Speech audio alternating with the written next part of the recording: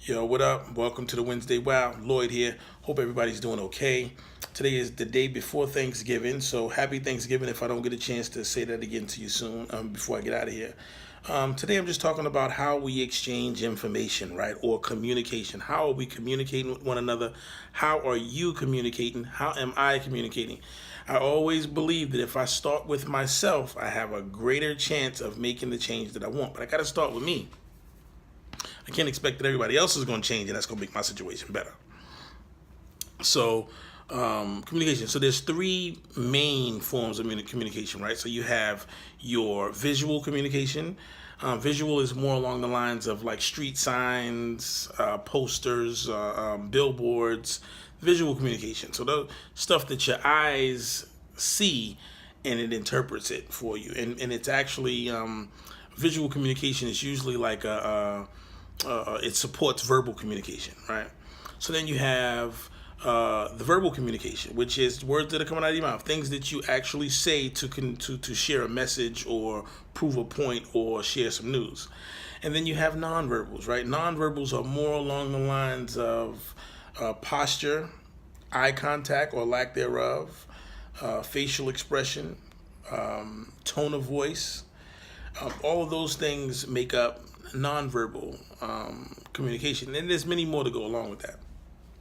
So the reason why I'm making this video today is to just to ask you to consider where you fall with that. Are you strong with your different forms of communication? Do you understand that the way that you communicate may be very different from the way other people communicate? Do you understand that what you're strong at in communication may not necessarily be the strengths of others in their communication? It's very important. It's very important to understand that, because as we're communicating, as we're sharing our information and receiving information, we may be talking with people who aren't as strong as we are in certain areas. But anyway, the last point that I want to get to, though, is going to be there was a book that I read. It was a book that I read called The Four Agreements years ago, and one of the four agreements is never make assumptions, right? So when you're living in this world of communicating, sharing information, and all of that good stuff, make sure that you're asking questions if you don't understand something. If a sign or something reads something that's foreign to you, ask a question about what that means. Find the answer to that. If someone says something that you don't quite understand, ask the question. If someone's body language is communicating one thing to you, ask the question about what that means.